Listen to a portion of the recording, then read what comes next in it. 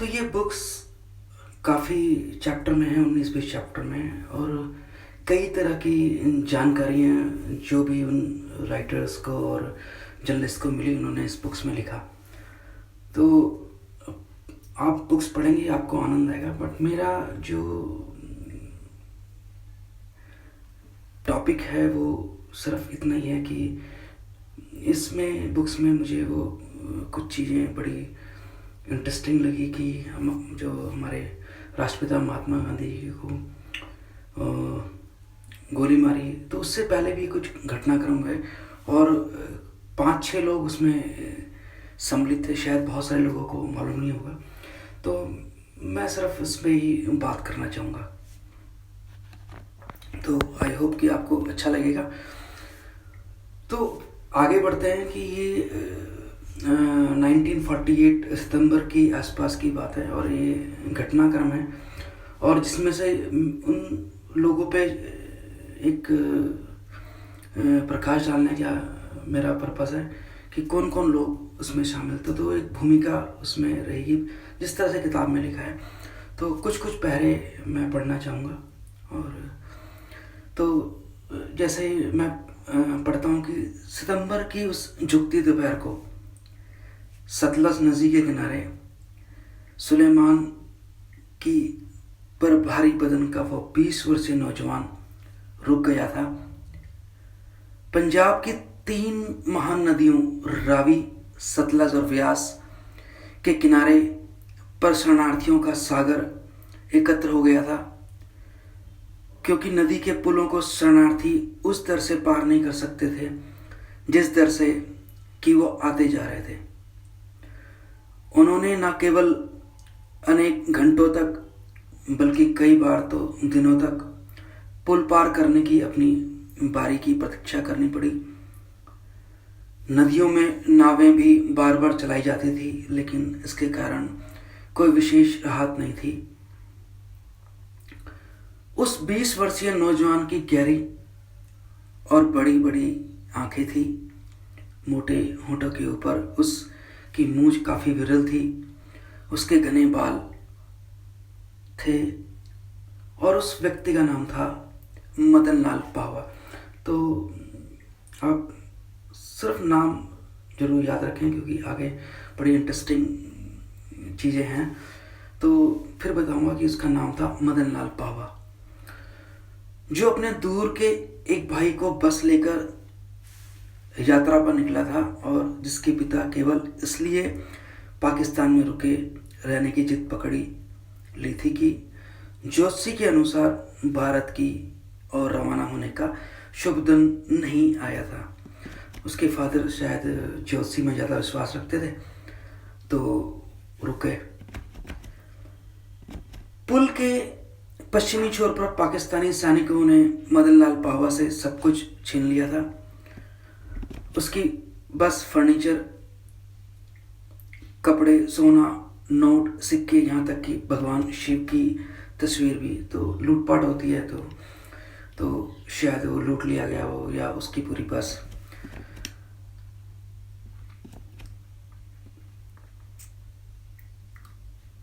तो मदनलाल ने महसूस किया मानो उसे बिल्कुल नंगा करके सड़क की धूल पर फेंक दिया हो। उसने मन ही मन कसम खाई कि जिस तरह से वो भारत में आया है उसी तरह से जो हमारे मुस्लिम हैं वो भी पाकिस्तान की ओर रवाना करेगा। हाथ में झोला नहीं, जेब में फूटी कौड़ी नहीं। भारतीय जमीन पर पैर रखने के थोड़े दिन बाद वो अपने रिश्तेदार से मदनलाल को खबर मिली कि उसके पिता फिरोजपुर के सैनिक अस्पताल में घायल हैं, और जिस ट्रेन से वो भारत की ओर आ रहा था उस पर मुसलमानों ने कातिलाना हमला किया।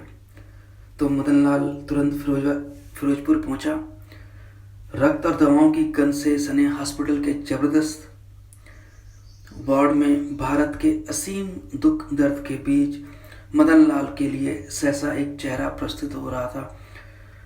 उसके पिता का चेहरा, जिनका नाम था कश्मीरी लाल। तो किताब में लिखा है कि जुलाई 1939 में कश्मीरी लाल ने दिल्ली जाकर पंडित नेहरू के सचिवों से थे सरदार त्रिलोकी सिंह से मुलाकात की थी ताकि उसके पुत्र मदन लाल को कोई ठीक ठाक नौकरी दिला सके।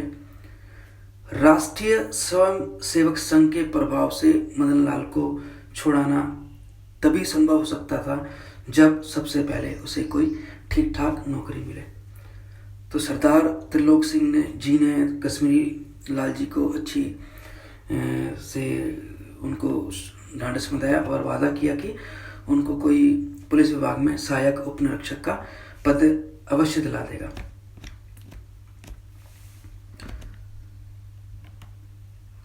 घायल कश्मीरी लाल ने पत्र अपने बेटे मदन लाल को दिया जब वो अस्पताल में मिला और सरकारी नौकरी को स्वीकार करने के लिए उसने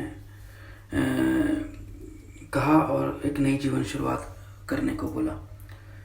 मदन लाल ने पत्र तो ले लिया लेकिन सरकारी नौकरी स्वीकार करने का, नया जीवन शुरू करने का उसका कोई इरादा नहीं था। बचपन में मदन लाल के लिए ज्योतिष ने भविष्यवाणी की थी कि इसका नाम देश भर में जाना जाएगा। सचमुच मदन लाल पावा ने वो कर दिखाया कि उसका नाम देश भर में जाना गया। ये आ गया, मुझसे भी सुन सकते हैं और किताब में पढ़ भी सकते हैं। तो जब वह अस्पताल से बाहर आया तो घायल पिता की सूरत उसकी नज़रों के सामने घटती रही और उसने अपने मन में सोचा कि मैं बदला लूँगा। जो भी परिस्थितियाँ थी जिसके सामने होता है वो जैसा भी सोचता है वो उसकी कंडीशन पे थी और उसने पुलिस विभाग में नौकरी करने के साथ नहीं जुड़ना था।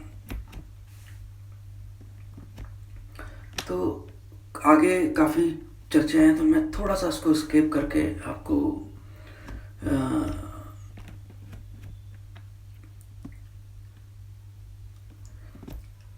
सितंबर में ही 9 तारीख हम इस टाइम क्रॉस कर रहे हैं।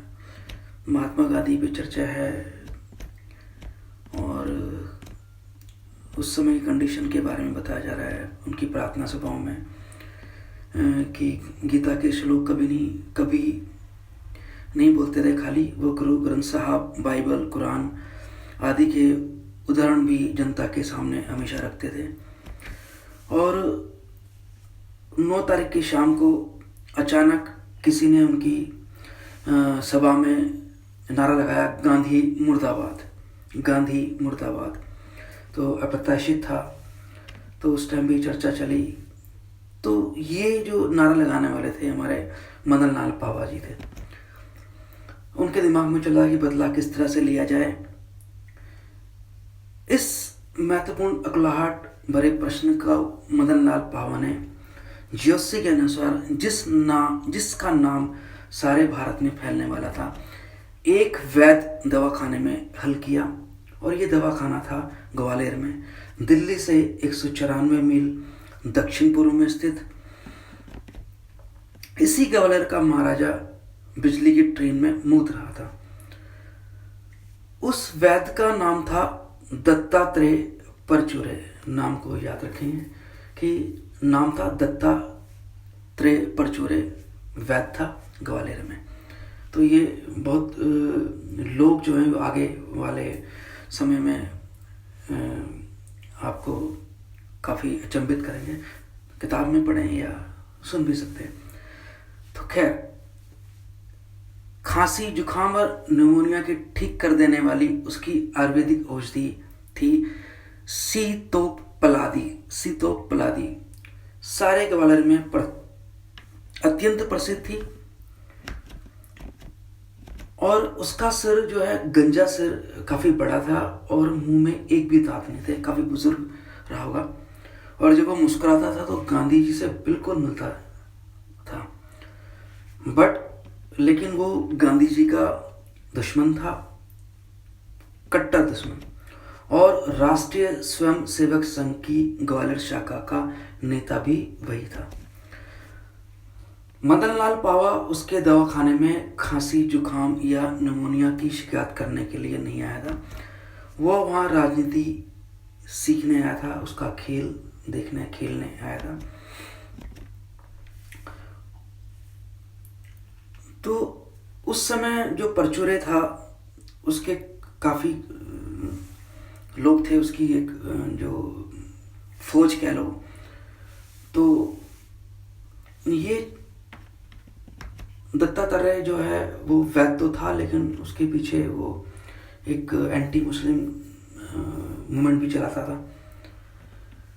दवा खाने और राजनीतिक सहयोगों के चंदों से जो मिलता परचूरे उस द्वारा उसे अधिकांश चाकू, छुरो, बगंगों, विस्फोटों आदि को की खरीद में खर्च करता था। नए नए शिष्यों को अपने सेना में भर्ती करने के लिए हमेशा ललायत रहता था।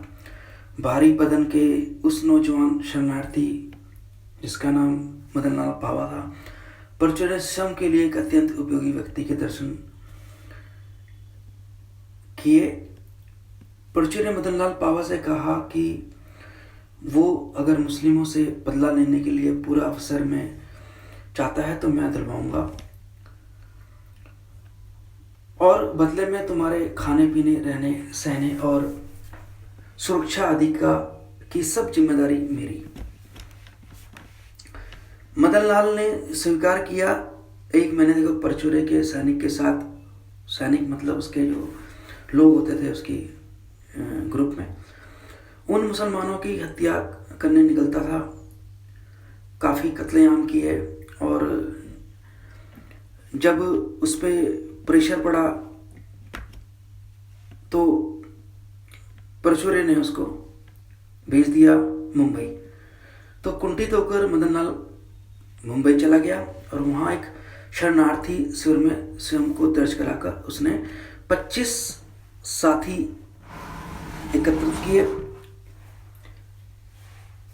मदन लाल के नेतृत्व में ये टुकड़ी काफ़ी कत्लेआम करती थी और उद्यम मचाती थी। एक आप किताब पढ़ेंगे तो आपको ज़्यादा समझ में आएगा। और तो उसने मुंबई में कुछ ऐसे ही एक्टिविटी की और बम फेंका, और शहर के अनजान रास्ते पर भागते मदन लाल को अचानक आरएसएस का एक झंडा दिखाई दिया। वो झंडा लगा था डेक्कन गेस्ट हाउस, मुंबई में एक छोटा सा होटल था, उसकी बालकनी में। मदन लाल अंदर घुस गया। गेस्ट हाउस के मालिक से उसने बोला कि मुझे छिपाएं, मैंने बम फेंका है। और उसका मालिक का नाम था विष्णु करकरे, जो स्थानीय आरएसएस का 37 वर्षीय नेता था, 37 साल का। और मदन लाल पावा को देखकर उसने उसको गले में लगा लिया। तो इस तरह से 3 लोग मिले, दत्तात्रेय, विष्णु करकरे और आपका मदन लाल पावा। बड़ा इंटरेस्टिंग है कि किस तरह से उन्होंने भूमिका बनाई, किस तरह से लोग मिले। तो बुक्स पे पढ़ें और आप सुन भी सकते हैं अगर आपको अच्छा लग रहा है तो हम इस टाइम है सितंबर के महीने में। थोड़ा सा और आगे बढ़ते हैं। अभी स्क्रॉल डाउन करते हैं, आगे चलते हैं।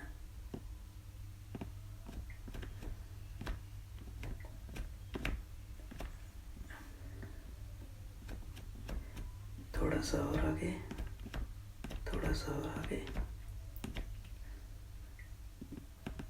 ये 15वां चैप्टर आप पढ़ेंगे तो उसमें कश्मीर के बारे में जो भी हुआ, जो पठान वगैरह से युद्ध हुआ था, उसमें उसका वर्णन है इसमें। तो ये कितना सही है कितना गलत, ये तो दोनों जो राइटर और जर्नलिस्ट थे उनको पता होगा, लेकिन काफ़ी इंटरेस्टिंग है। अभी ये 22 से 24 अक्टूबर की बात है। तो इसमें मेरे सामने चल रहा है। फिर ये नई दिल्ली वर्णन दे रखा है 24 अक्टूबर का चैप्टर में। और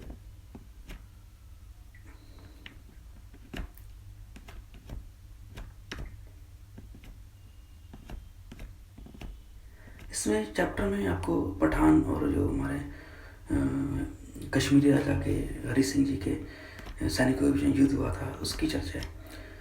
अब हम चैप्टर 16 में हैं, पूना में 1 नवंबर 1947। तो उसमें जो शुरुआत की 15 अगस्त के दिन जिस नौजवान ने अपने अनुयायियों के सहित राष्ट्रीय स्वयं सेवक संघ के स्वस्तिक मड़े नारंगी झंडे का अभिनंदन किया था, उसकी आंख बड़ी प्रसन्नता से उस कक्ष की निरीक्षण कर रही थी जो शीघ्र ही उसके अखबार हिंदू राष्ट्र का नया कार्यालय बन जाने वाला था। और उस व्यक्ति का नाम था नाथूराम गॉडसे। नाथूराम गॉडसे के चेहरे पर उस वक्त जो हार्दिक चमक थी, वैसी चमक पहले शायद कभी नहीं देखी गई थी। आगे लिखते हैं कि हिंदू राष्ट्र के संपादक की हैसियत से वह आमंत्रित मेहमानों का बढ़ चढ़कर स्वागत कर रहा था। कोने कोने में मिठाई सजी थी, वही उबल रही थी, वही चीज जिसके लिए नाथूराम गॉडसे ने सारे शहर में नाम कमा लिया था, वो थी कॉफ़ी। नाथूराम गॉडसे को शायद कॉफ़ी बहुत पसंद थी, जैसा मैंने इसमें पढ़ा। तो मनपसंद कॉफ़ी पीने के लिए वो मीलों दूर तक पैदल जा सकता था। कॉफ़ी के अलावा एक और बात के लिए वो उतना ही प्रसिद्ध था कि उसका सरल जीवन, बहुत सीधा सिंपल रहा होगा। उसने उतने महत्व के अवसर पर नाथूराम गॉडसे ने जो पोशाक पहनी थी वो थी धोती कुर्ता। सबकी बधाइयाँ स्वीकार कर रहा था और व्यक्ति उबलती कॉफ़ी के सामने से गुजरा नारायण आप्टे। दूसरा कैरेक्टर आया नारायण आप्टे। तो वो शानदार सूट बूट में सजा था। सांसारिक सुखों से नाथूराम गॉडसे की जितनी विरक्ति थी, उतनी ही नारायण आप्टे उन सुखों पर जान छिड़कता था। तो 2 कैरेक्टर और आ गए, नाथूराम गॉडसे और नारायण आप्टे। नारायण आप्टे एक लग्जरियस लाइफ पसंद करता था और दूसरा नाथूराम गॉडसे बिल्कुल अपोजिट, बिल्कुल सिंपल।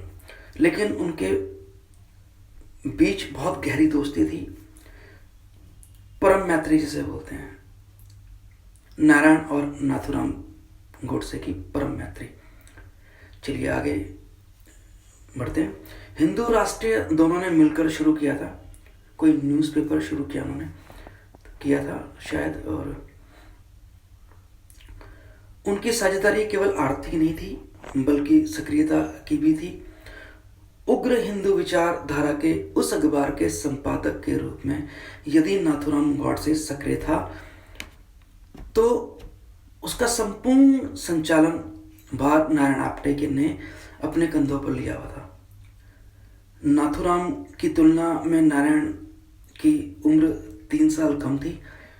वो अराउंड 34 के आसपास था, जैसा बुक्स में लिखा है। उसने वहाँ पर भाषण दिया नारायण आप्टे ने, और नाथूराम गॉडसे में कुछ शब्द बोले। तो थोड़ा सा शॉर्ट में जा रहा हूँ। और उस समय बगल वाली जो बिल्डिंग थी उसमें खिड़की छोटी सी खुली थी जिसमें एक सीआईडी का ऑफिसर खुफिया था जो इन पे नज़र रखा हुआ था, क्योंकि इनकी जो पुलिस फाइल थी उसमें नारायण आप्टे के लिखे हुए 2 शब्द लिखे हुए थे, पोटेंशियली डेंजरस और तो थोड़ा नज़र रखी हुई थी शायद उस पर। उस टाइम गॉडसे ने सिर्फ 2 शब्द कहे थे, वो इस प्रकार थे, गांधी जी ने वचन दिया था कि देश के विभाजन से पहले स्वयं मेरे शरीर का विभाजन होगा। देश का विभाजन हो गया, गांधी का शरीर सही सलामत है। हिंदू शरणार्थी भूखों मर रहे हैं। गांधी जी को मुसलमानों की सेवा से फुर्सत नहीं है। गांधी जी की अहिंसा ने हिंदुओं के हाथ पांव काट दिए हैं। तो काफ़ी कुछ लिखा उसने। तो ये बुक्स में लिखा है, तो आप उसको पढ़ भी सकते हैं। तो आगे बढ़ते हैं कि कब तक ये अत्याचार हमारी मातृभूमि सहेगी। गोडसे के संक्षिप्त भाषण के समापन पर तालियां बजी और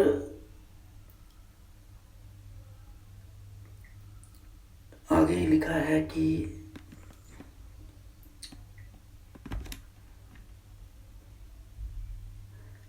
आश्चर्य जैसा कुछ नहीं था।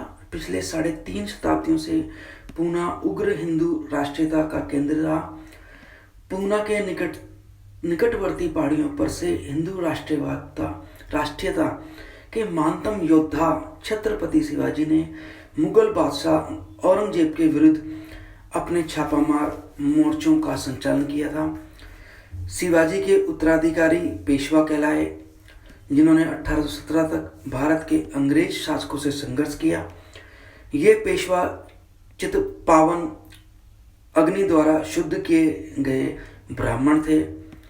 पूना की गलियों से ही बाल गंगाधर तिलक जैसे नेता उभरे, जिन्होंने गांधी की अहिंसा के आगमन से पहले तक हिंदू राष्ट्रीयता का झंडा उठा रखा था। बहुत अच्छा नॉलेज है इसमें, तो आप जरूर पढ़ें इसको।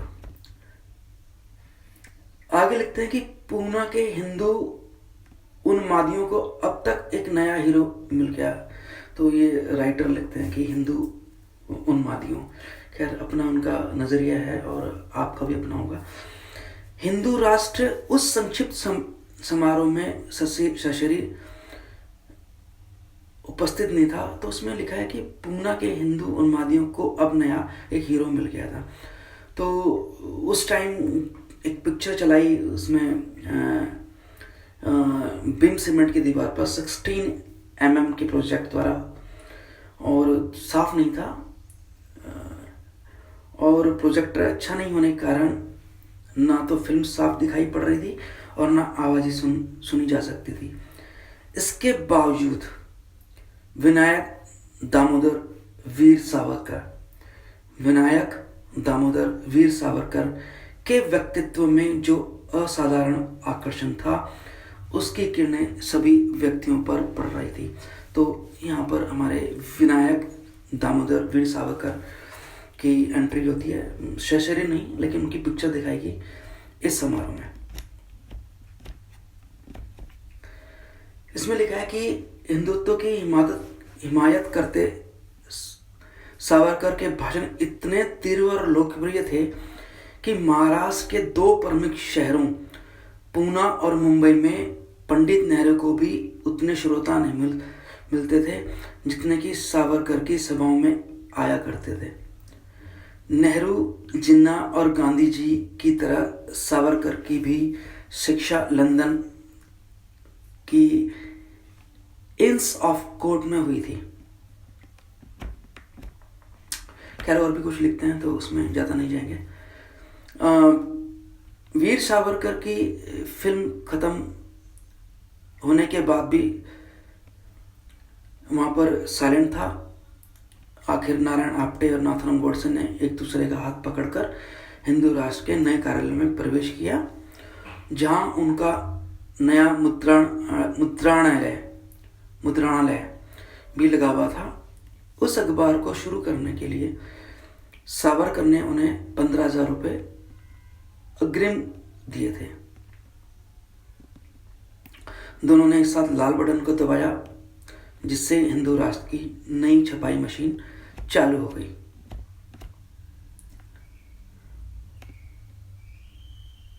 और लोग चले जाने लगे। तो उस सीआईडी ने जो देखा कि वो नारायण आप्टे किसी व्यक्ति से बात कर रहा है, और पुलिस उस युवक को भी पहचानती थी। जिस तरह से आप्टे की पुलिस फाइल में लिखा था संभावित खतरनाक व्यक्ति, उसी तरह उस व्यक्ति की फाइल पर पुलिस ने दर्ज कर रखा था संभावित खतरनाक व्यक्ति।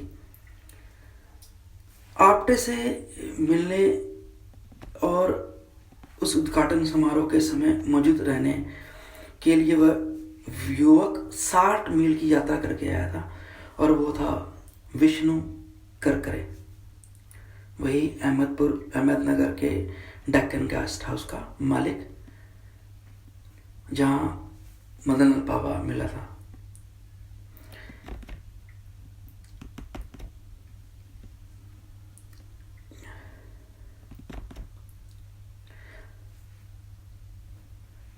जिन दो नौजवानों ने एक साथ बटन दबाकर हिंदू राष्ट्र की नई छपाई मशीन चालू कर दी थी, उनकी गहरी दोस्ती 2 ठोस आधारों पर टिकी थी।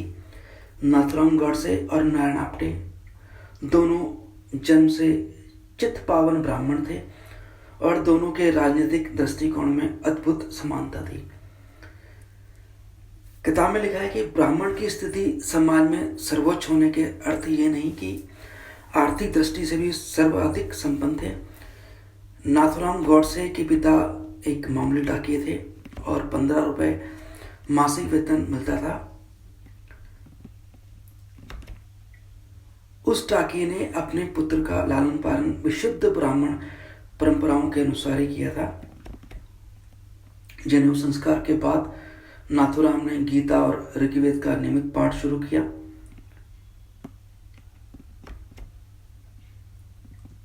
और ये थोड़ा बहुत उन पे लिखा है कि उनका जो आध्यात्मिक सफर थोड़ा सा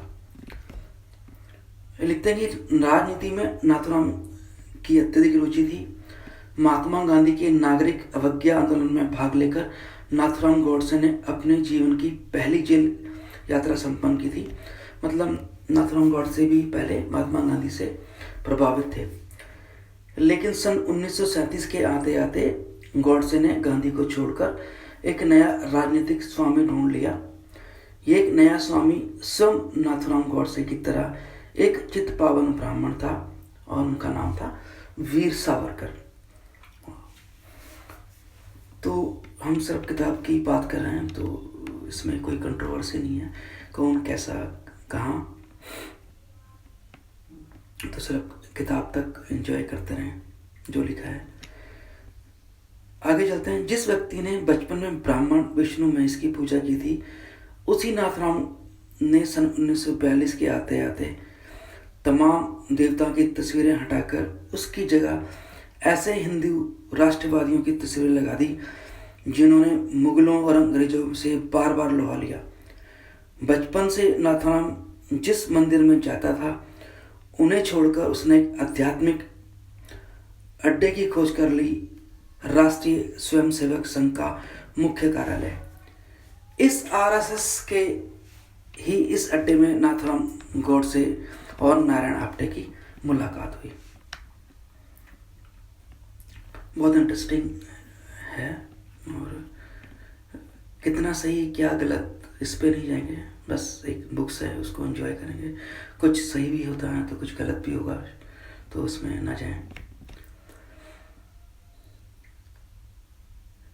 हिंसा के माध्यम से हिंदुओं का पुनर्जागरण करने का पक्षपाती होने के बावजूद गॉडसे से खून नहीं देखा जाता था। जब वो आप्टे की फोर्ड गाड़ी चला रहा था तो एक भीड़ ने उसे रोका ताकि बुरी तरह घायल एक लड़के को अस्पताल ले जाया जा सके। गॉडसे ने कहा, लड़के को पिछली सीट पर इस प्रकार रखिए कि मुझे देख ना सकूं, वरना मैं बेहोश हो जाऊंगा। इसके बावजूद गॉडसे को जासूसी कहानियां पढ़ने, मारधाड़ की फिल्में देखने का अजब शौक था। लोगों से ज़्यादा मिलना उसे पसंद नहीं था, रिजर्व था। उसे औरतों से सख्त घृणा थी। अपनी माँ के अलावा वह किसी भी औरत की मौजूदगी नहीं सह पाता था। उसने 28 वर्ष की उम्र में ब्रह्मचर्य स्वीकार कर लिया था। नारायण आप्टे ने भगवे वस्त्र पहने उस साधु की ओर सावधानी से देखा कि उतनी सावधानी से वह सुंदर स्त्रियों के समय भी नहीं देखता था। दरअसल साधु था ही नहीं, उसका नाम था दिगंबर बगड़े, ऐसी किताब में लिखा है। तो नया कैरेक्टर बना दिगंबर बगड़े। मुंबई में अपने पतित पावन उपदेशों के लिए नहीं बल्कि पुलिस रिकॉर्ड के लिए प्रसिद्ध था दिगंबर बगड़े। भगवे वस्त्रों और पवित्रता की मुद्राओं के जोर पर वह अपना धंधा आसानी से चलाता रहता था। कि किताब के अनुसार लिखा है कि वो शायद बहरूपिया है। वेश बदलने के लिए साधु बनना सबसे निरापद है, इस विश्वास का धनी वह व्यक्ति गैर कानूनी हथियारों के लेन देन का पक्का उस्ताद था। ये बात चल रही है पूना नवंबर 1। पिछले 17 वर्षों में दिगंबर बगड़े को 37 बार गिरफ्तार किया गया था। बैंक लूटने से लेकर हत्या करने तक उसे कई महीने की कैद भुगतनी पड़ी थी। दिखावे के लिए वो एक बुक्स शॉप चलाता था, किताबों की दुकान, लेकिन उसके गुप्त कमरे में बहुत सारी चीज़ें मिलती थी और घर का तैयार बम, कुल्हाड़ियाँ, बकनखे कुछ होता होगा, पीतल के दल्ले, गुप्तियाँ, पंजाब के दंगों में उपयोग के सभी डरावने हथियार।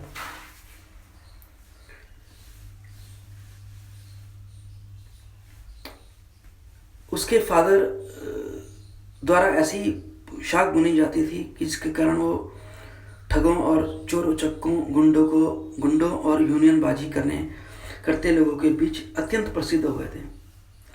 मध्यकालीन योद्धाओं जैसे बख्तर, जो कपड़े के नीचे पहना जाता था, जिसे बंदूक की गोली भी नहीं भेद पाती थी, वो भी उसके पिता और दोनों बनाते थे। आगे चलते हैं। नारायण आप्टे का नाम बगड़े के सबसे अच्छे ग्राहकों में होता था।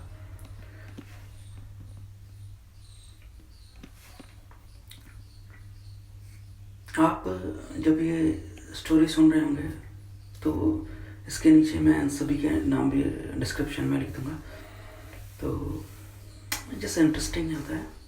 बाकी आप बुक्स जरूर पढ़ें।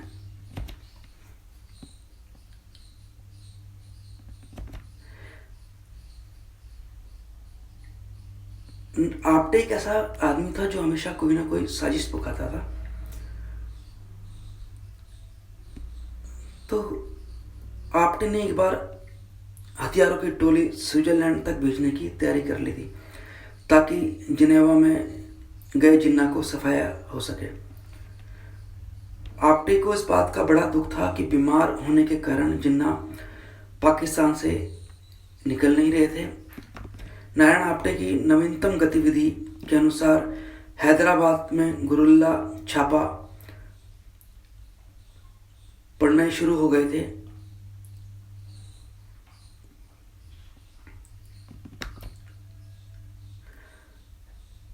किताब में लिखा है कि नारायण आप्टे ने दिगंबर से कहा कि मैं किसी बड़े हंगामे के फेर में हूँ, मुझे लोहे के कवच और हथगोलों की जरूरत पड़ेगी और कुछ पिस्तौल चाहिए।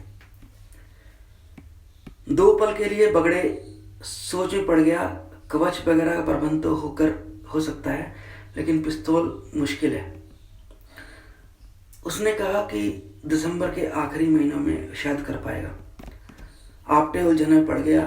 आखिर उसने सहमति में सिर हिलाया कि देर आए दुरुस्त आए। अभी आगे जो 280 पेज पे चल रहे हैं, नई दिल्ली दिसंबर 1947, इसमें महात्मा गांधी जी पे है, तो हम कंटिन्यू चल रहे हैं इन लोगों के ऊपर चर्चा करते हुए। तो थोड़ा सा आगे बढ़ते हैं।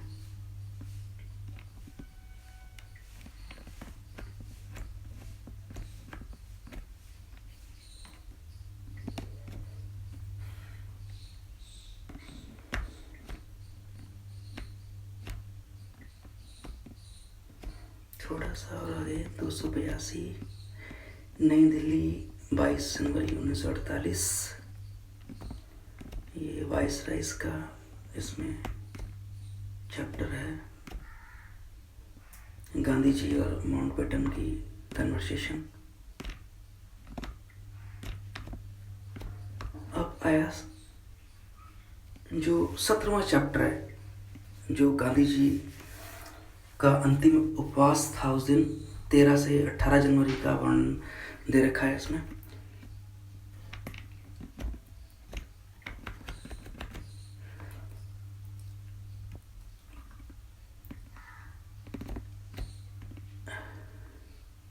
जनवरी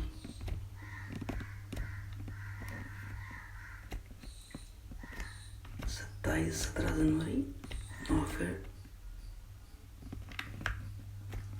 286।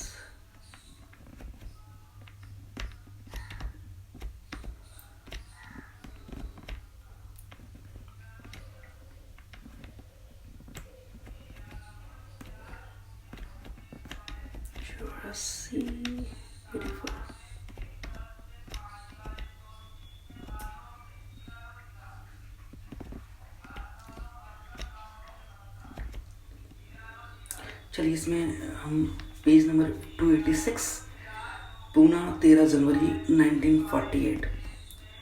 भारत की राजधानी से 700 मील दूर लाल बटन दबाकर जिन व्यक्तियों ने हिंदू अखबार की नई छपाई मशीन चालू की थी, उन्हीं दो व्यक्तियों की आंखें उस अखबार के टैली प्रिंटर पर जैसे चिपक रही थी। टैली प्रिंटर की छड़ें खटाखट जो संदेश टाइप कर रही थी, उसने नाथुराम गोडसे और नारायण आप्टे की नीति अब विशेष रूप से तय कर दी थी। उस त्वरित संदेश में महात्मा गांधी के उपवास एवं उसके उद्देश्यों को शीघ्र प्रकाशन के लिए सारे देश के समाचार पत्रों तक पहुंचाया जा रहा था। नाथुराम गोडसे का चेहरा फक पड़ गया था। यह तो राजनीतिक कालाबाजारी है। उसने सोचा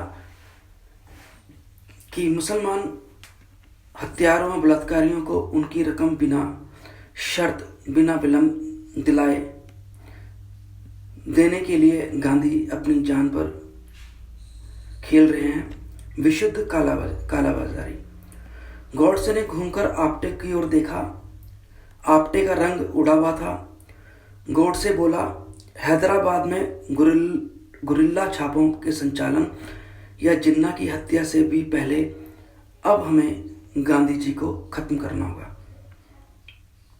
अपनी सारी शक्तियों को, समस्त साधनों को हमें इसी उद्देश्य के पीछे झोंक देना है। तो ये जब उन्होंने, शायद इन लोगों ने गांधी जी को पहली बार जो एक अटैक किया होगा, उसका रूपरेखा बनाई होगी।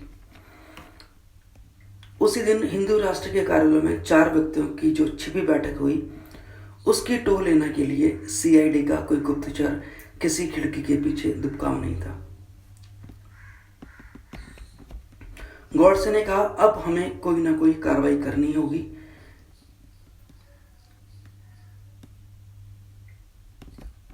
बैठक के शेष 3 व्यक्ति थे नारायण आप्टे, नाथुराम गोडसे का साझेदार, हिंदू राष्ट्र के कामुक व्यवस्थापक, ऐसा बुक्स में लिखा है, विष्णु करकरे, डेक्कन गेस्ट हाउस का मालिक और मदन लाल पावा जो पंजाबी शरणार्थी था।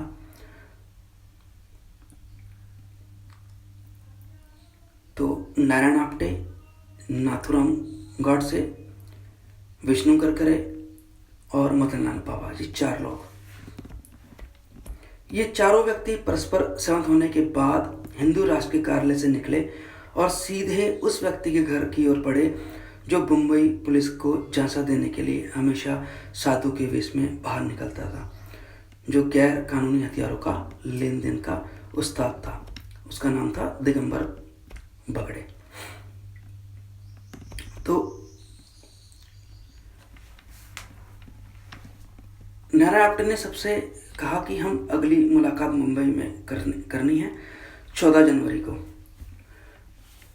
बुधवार को जब अंधेरा गिर चुका हो, हिंदू महासभा के दादर स्थित कार्यालय में इस फैसले के साथ वे रात के अंधकार में छिपते हुए बिखर गए।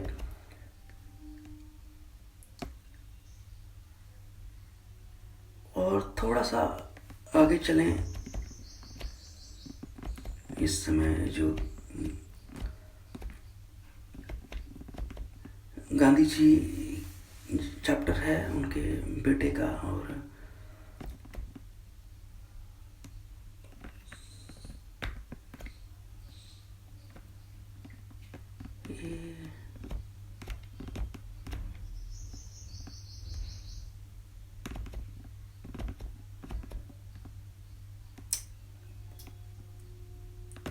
अब चलते हैं मुंबई 14 जनवरी 1948। 3 व्यक्ति जो बड़ी शिद्दत से चाहते थे कि गांधी की जान चली जाए, मुंबई की इस पुरानी 2 मंजिला इमारत के गेट पर खड़े थे, जिसकी दीवार पर बड़ा संगमरमरी नामपट सबके सरेआम बताए दे रहा था कि वह भवन जिसे और किन संवादों के साक्षी बनता है। सावरकर सदन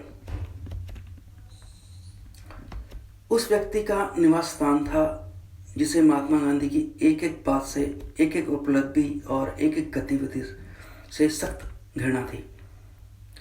गांधी जी चाहे बिड़ला हाउस में रह रहे होते हैं या किसी हरिजन बस्ती में, उनका निवास स्थान अनिवार्य रूप से अहिंसा की किरणें बिखेरता था। ठीक विपरीत सावरकर सदन में अनिवार्य रूप से उग्र हिंसा की किरणें निरंतर बिखरती रहती। उन तीनों व्यक्तियों में से एक ने अपनी बगल में तबला दबा रखा था, मुंबई पुलिस को झांसा रखने के लिए।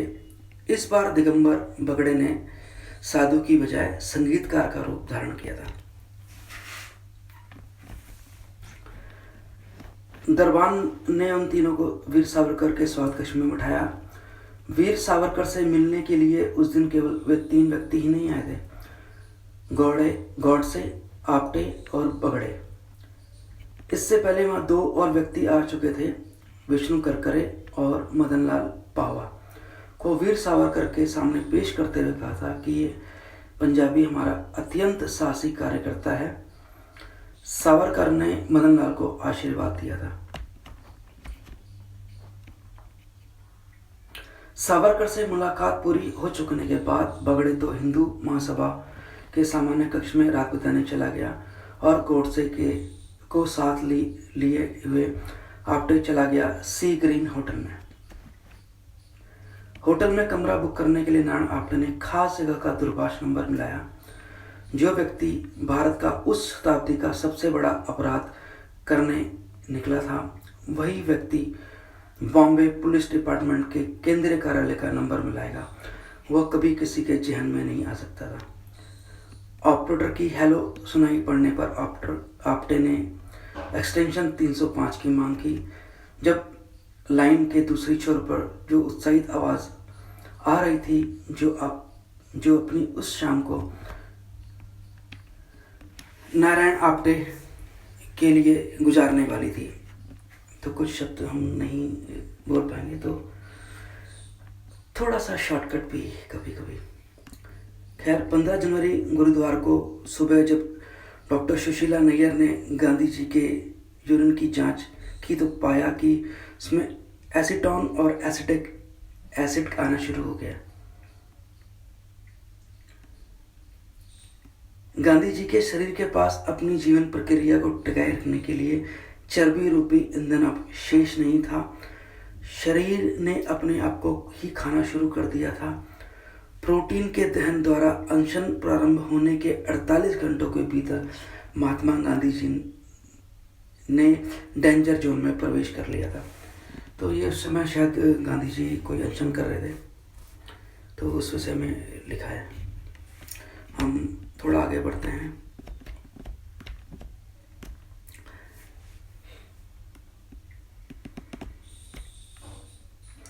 मुंबई 15 जनवरी 1948। 55 करोड़ रुपए के उस भुगतान ने क्रांति मंदिर सावरकर सदन के निवासियों एवं मुलाकातियों के सीने में 55 करोड़ की किले ठोक दी थी।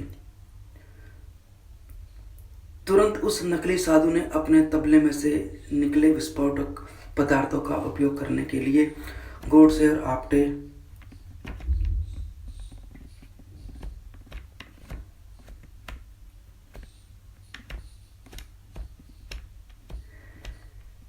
नारायण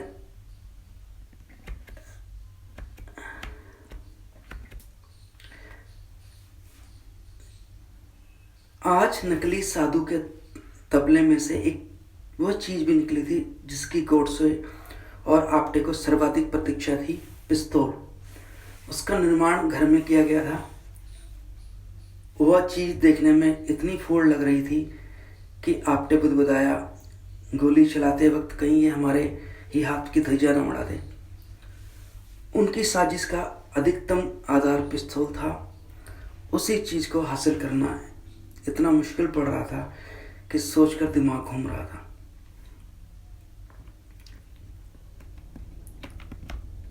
नारायण आप्टे ने अपने उग्र हिंदू मित्रों के बीच केवल एक दिन दौरा लगाया और हजारों हजार रुपए के अनेक नोट उसकी जेब में आ गए। लेकिन पिस्तौल बगड़े को अब तक बताया नहीं गया था कि साजिश क्या है। बगड़े पर पूरा विश्वास ना आप्टे करता था ना गोडसे। अब सहसा आप्टे ने महसूस किया कि बगड़े को अपने साथ दिल्ली ले जाना अत्यंत आवश्यक है। विस्फोटक पदार्थों की तकनीकी जानकारी रखने वाला एक आध व्यक्ति तो साथ रहना ही चाहिए। आप्टे बगड़े को बरामदे में ले गया और उसके गले में हाथ डालते हुए बोला, हमारे साथ दिल्ली चलो। फिर आप्टे ने वही बात जिसके बिना बगड़े की लालची स्वभाव आश्वस्त नहीं हो सकता था, तुम्हारे आने जाने रहने खाने पीने का खर्च हम उठाएंगे।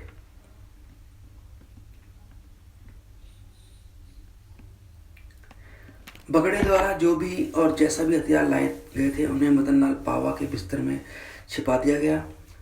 पावा और विष्णु करकरे की उसी रात मुंबई के वीटी स्टेशन से फ्रंटियर मेल पकड़ना था, जो उन्हें 2 दिनों की यात्रा के बाद दिल्ली पहुंचा देगा। नाथुराम गोडसे का छोटा भाई गोपाल गोडसे, दिगंबर बगड़े 48 घंटे बाद अलग अलग ट्रेनों से दिल्ली पहुंचे। नाथुराम गोडसे और नारायण आप्टे हवाई जहाज से गए।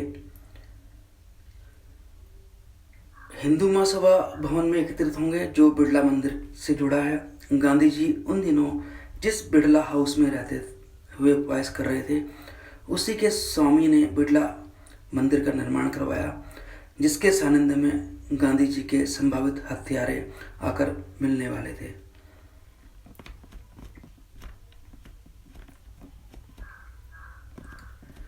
तो ये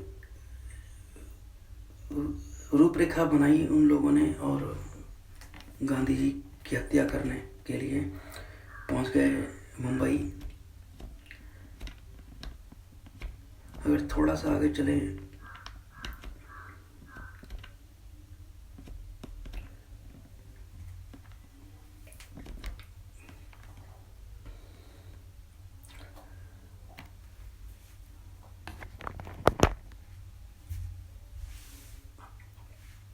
पूना के रेलवे स्टेशन में जब बॉम्बे एक्सप्रेस आकर खड़ी हुई तो भारी बदन की उस स्त्री के रोम सियन गए।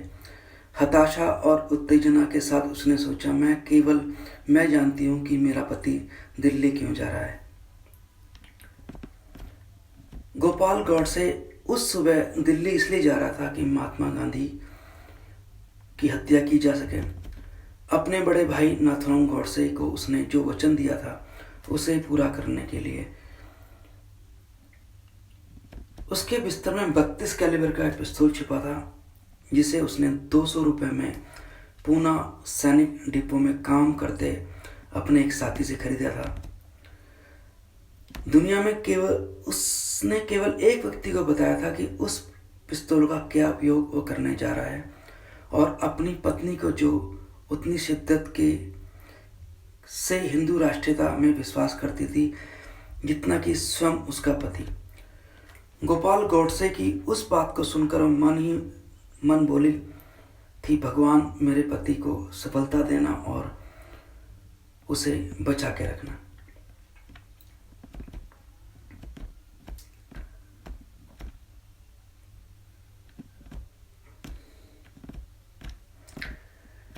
आगे बहुत सारी चीजें हैं। नेहरू जी का भाषण हुआ उस समय शाम को।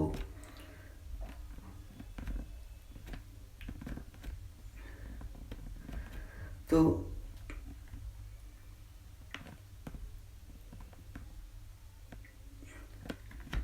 जुलूस बिरला हाउस में घुस पड़ा। घास कुचली गई, फूलों के नीचे पौधे कुचले गए। जुलूस समा नहीं रहा था। लोगों के कंठ में उनके नारे भी समा रहे थे। महात्मा गांधी जीते रहें, अमर रहें, जुग जुग जिए। पंडित नेहरू माइक पर आए। वो केवल हमारे देश की धरती है जहाँ गांधी जी जैसे महान आत्माएं पैदा हो सकती हैं। गांधी जी को बचाने के लिए हमें चाहे जितना भी त्याग करना पड़े, वो त्याग उसकी महानता के सामने तुच्छ ही रहेगा। वही एकमात्र ऐसे नेता हैं जो हमें झूठी आशाओं से बचाए रखकर सच्चाई और आदर्श की सही मंजिल तक ले जा सकते हैं। इन शब्दों के स्वागत में उस खामोशी भीड़ में खड़ा एक शरणार्थी अचानक जोर से चिल्लाया, विरोध कर उठा। विरोध का वो चित्कार मदनलाल पावा के होंठों से फूटा था। एक अजब विद्रूप भरे कोलाहल के साथ विष्णु करकरे और मदनलाल पावा उस जुलूस में शामिल होकर बिरला हाउस तक आए थे। जिस व्यक्ति को वो कत्ल करना चाहते थे, उसी के अमर रहने के नारों के बीच डूबकर मन ही मन हंसते रहे थे। पंडित नेहरू के उन शब्दों से मदनलाल पावा एकाएक आपे से बाहर हो गया। अपनी घोर मूर्खता के परिचय देते हुए उसने गला फाड़कर नेहरू का विरोध कर डाला। अगले ही क्षण मदनलाल को 2 पुलिस वालों ने हिरासत में ले लिया। उसे जब घसीट कर बाहर लाए जाया जा रहा था तो विष्णु करकरे अविश्वास से देखता रह गया। बिरला हाउस की सुरक्षित दीवारों के बीच लेटा हुआ वृद्ध अपने अनशन के मारे मर जाए, इसकी संभावना अब प्राय नहीं है। पूना जितनी दूर की जगह वह लोग इसलिए आए हैं कि बूढ़ा जब जिंदा बच जाए तो उसे खत्म किया जाए। लेकिन यह मदनलाल पावा का बच्चा सबसे पहले चौंक उठा। अगर इसने पुलिस के सामने उगल दिया तो उन सबको गांधी की हत्या की साजिश करने के आरोप में पकड़कर जेल कटोरियों में झोंक दिया जाएगा। करकरे की यह आधारहीन साबित हुआ। कुछ मिनटों बाद जब भीड़ छटी, मदनलाल पावा को छोड़ दिया गया। दिल्ली के असंतुष्ट शरणार्थी इतने ज़्यादा घूम रहे थे कि मदनलाल जैसे लोग कोई अजूबा नहीं थे। पुलिस ने मदनलाल से कोई पूछताछ नहीं की, यहाँ तक कि उसका नाम तक नहीं पूछा। शाम को जब 11 लगी, प्यारेलाल नैयर ने तूफान की तरह बिरला हाउस में प्रवेश किया। 7 मुद्दों के कागज पर दिल्ली के राजनीतिक दलों के हस्ताक्षर ले आया था। वो सब पारस्परिक शांति, सहयोग और सनई के लिए प्रस्तुत थे। दोस्तों, अभी कहानी लंबी है तो इसमें हम सिर्फ आज इतना ही बात करते हैं। नेक्स्ट वीडियो में हम और चर्चा करेंगे इस बुक्स के ऊपर। अगर आपको पढ़ना चाहें तो आप इस बुक्स को पढ़ सकते हैं। आज़ादी आधी रात को, फ्रीडम एट मिडनाइट। फिर मिलते हैं दूसरे ऑडियो में।